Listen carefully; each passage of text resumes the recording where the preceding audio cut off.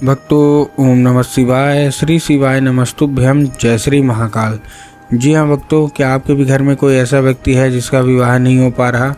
आप लोग बहुत ज़्यादा परेशान हैं उसके विवाह के लिए कि आखिरकार हमारे घर के जो व्यक्ति है, किसी का लड़का है, किसी का लड़की है ना, उसका विवाह क्यों नहीं हो पा रहा है, को क्या समस्या आ रही है कि उसका जो विवाह है उसमें दिक्कत आ रही है।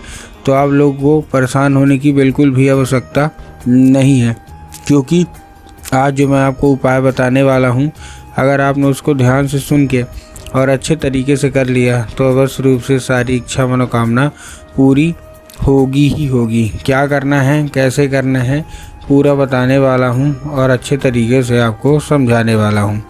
देखिए, पूज्य गुरुदेव की जो कथा होती है उसमें लाखों की भीड़ आती है। कैसे भीड़ आती है? लाखों की भीड़ आती है। और जब गुरुदेव की कथा में लाखों की भीड़ आती है तो वहाँ ज़्यादातर जो भक्त होते हैं वो क्या करते हैं, पत्र के द्वारा अपनी इच्छा और पत्र के द्वारा अपनी मनोकामना जो होती है वो गुरुदेव तक पहुँचाते हैं। तो अभी गुरुदेव की कथा चल रही थी, आज से 4 से 5 महीना पहले की बात है। गुरुदेव की कथा चल रही थी और गुरुदेव की कथा में लाखों की भीड़ आई।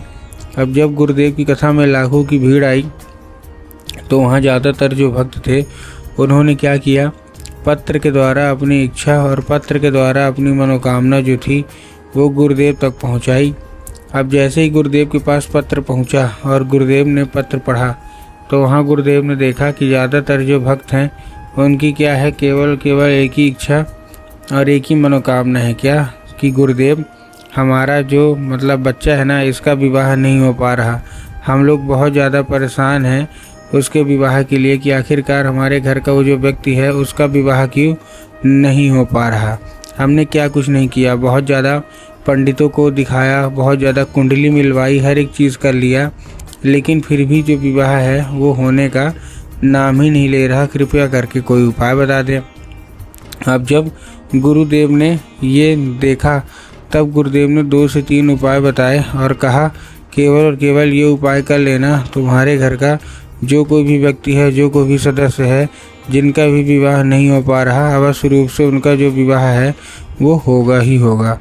अब जैसे ही गुरुदेव ने उपाय बताया तो लोगों ने जा जाके इस उपाय को घर में करना शुरू कर दिया। अब जैसे ही लोगों ने जा जाके इस उपाय को घर में करना शुरू कर दिया, वही लोग गुरुदेव की कथा में मात्र 1 से 1.5 महीने के बाद वापस आए। अब जब वही लोग गुरुदेव की कथा में वापस आए तो उन्होंने क्या किया, फिर से एक बार गुरुदेव को पत्र लिखा।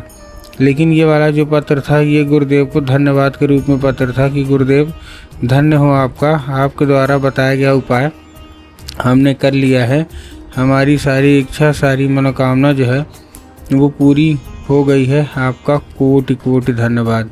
तो देखिए, जो लोग भी मेरी आवाज़ अभी सुन रहे हैं ना, अगर आपको भी जानना है कि आखिर ऐसा कौन सा उपाय है जिसको करने मात्र से इच्छा मनोकामना पूरी हो जाती है, तो चलिए हम बताते हैं आपको आज की इस वीडियो के माध्यम से कि आपको करना क्या है। तो बस उपाय ध्यान से सुन के अच्छे से करिएगा ज़रूर। तो देखिए, जो हमारा सबसे पहला उपाय है, इस उपाय में आपको करना क्या है, केवल और केवल आपको लेना है, केवल आपको 3 काली मिर्च लेना है और अपने घर के उसी व्यक्ति के हाथ में दे देना है और उसको भेज देना है कहाँ, सीधा शिव मंदिर। अब जैसे ही आप उनको शिव मंदिर भेजेंगे, शिव मंदिर भेजने के बाद उसको बोलिएगा कि दक्षिण दिशा में खड़ा हो जाए और उत्तर की ओर अपना चेहरा कर ले। अब देखिए, दक्षिण और उत्तर में भी ना बहुत सारे लोग कंफ्यूज होते हैं कि दक्षिण क्या है, उत्तर क्या है, हमको थोड़ा साफ साफ बताओ। तब गुरुदेव ने साफ साफ बताया है कि आप जिस भी शिव मंदिर जा रहे हैं उस शिव मंदिर का जिधर साइड जलाधारी होगा, आपको अपना चेहरा उधर साइड करके खड़े हो जाना है। ठीक, खड़े हो गए। खड़े होने के बाद आपको क्या करना है, एक नाम लेके, कौन सा, महादेव का बहुत ही सुंदर सा नाम है, श्रम्भेश्वर महादेव। तो आपको करना क्या है, आपको श्रम्भेश्वर महादेव का नाम लेके और उन्हीं का स्मरण करके आपको चुपचाप क्या कर देना है, अर्पित कर देना है बस। पूज्य गुरुदेव कहते हैं कि अगर आपने ऐसा कर लिया तो अवश्य रूप से सारी इच्छा मनोकामना जो है वो पूरी होगी ही होगी। ये था कौन सा हमारा, ये था हमारा पहला उपाय। अब हम चलते हैं अपने दूसरे उपाय की ओर। इस उपाय में आपको लाल चंदन चाहिए और लाल चंदन के साथ साथ आपको और क्या चाहिए, जैसे आपने लाल चंदन लिया, आपको घर में कुछ नहीं करना है, लाल चंदन लेके पहुंच जाना है कहाँ, सीधा शिव मंदिर। अब जैसे आप शिव मंदिर पहुँचेंगे, शिव मंदिर पहुँचने के बाद वो जो लाल चंदन है वो आपको चुपचाप क्या कर देना है, माता शोक सुंदरी की जगह पे अर्पित करना है। अब माता शोक सुंदरी की जगह कहाँ होती है, जलाधारी के बिल्कुल बीचों बीच। तो बस उन्हीं को जगह में आपको क्या कर देना है, अर्पित करना है।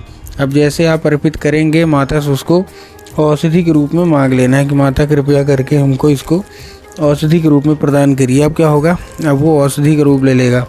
5 मिनट तक आपको खड़े रहना है, उसी जगह को आपको फिर से टच करना है, मतलब माता शोक सुंदरी वाली जो जगह है आपको फिर से उसको छूना है और अपनी वही उंगली क्या करना है, लेके घर आ जाना है बिना हाथ धुले, कुछ नहीं करना। और हाँ, बिना हाथ धुले क्या करना है, उसको लेके घर आ जाना है। घर आने के बाद आपको करना क्या है, जहाँ आप लोग सोते हैं और जिधर साइड सर करके सोते हैं उधर साइड की जो दीवार होगी ना, उसी दीवार में आपको लगा देना है। पूज्य गुरुदेव कहते हैं कि अगर आपने ऐसा कर लिया तो अवश्य रूप से इच्छा मनोकामना जो है वो पूरी होगी और विवाह अवश्य रूप से होगा ही होगा।